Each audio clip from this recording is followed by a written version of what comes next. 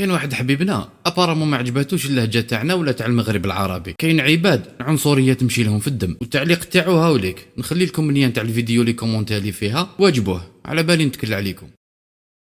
واقيلا حبيبنا راه فاهم باللي حنا هكذا نهضروا العربيه الفصحى، ما على بالوش باللي حنا كي نهضروها نعطيوه طريحه. وروح حوس على كيس ديكسيونير يفسر لك الكلمه هذه.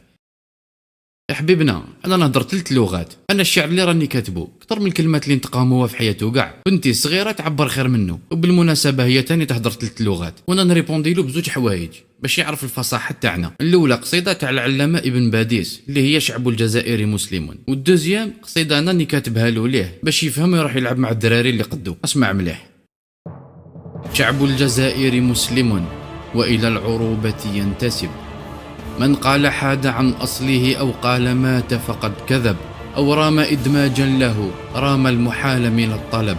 يا نشأ أنت رجاؤنا وبك الصباح قد اقترب، خذ للحياة سلاحها وخذ الخطوب ولا تهب، وارفع منار العدل والإحسان واصطم من غصب، واقلع جذور الخائنين فمنهم كل العطب، وأذق نفوس الظالمين سما يمزج بالرهب، واهزز نفوس الجامدين فربما حي الخشب. من كان يبغي ودنا فعلى الكرامة والرحب، أو كان يبغي ذلنا فله المهانة والحرب. هذا نظام حياتنا بالنور خط وباللهب، حتى يعود لقومنا من مجدهم ما قد ذهب. هذا لكم عهدي به حتى أوسد في الترب، فإذا هلكت فصيحتي تحيا الجزائر والعرب. شعب الجزائر مسلم وإلى العروبة ينتسب، من قال حاد عن أصله أو قال مات فقد كذب.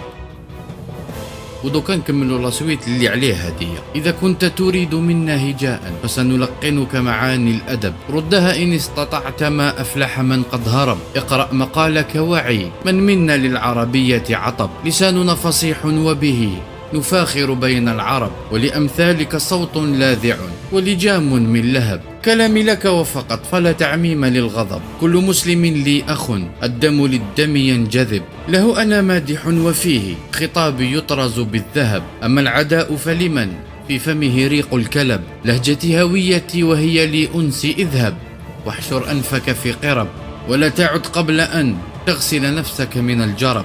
شك أخرى في فصاحتنا وسنذيقك منا العجب، وإذا كنت تريد منا هجاء فسنلقنك معاني الأدب. السلام عليكم.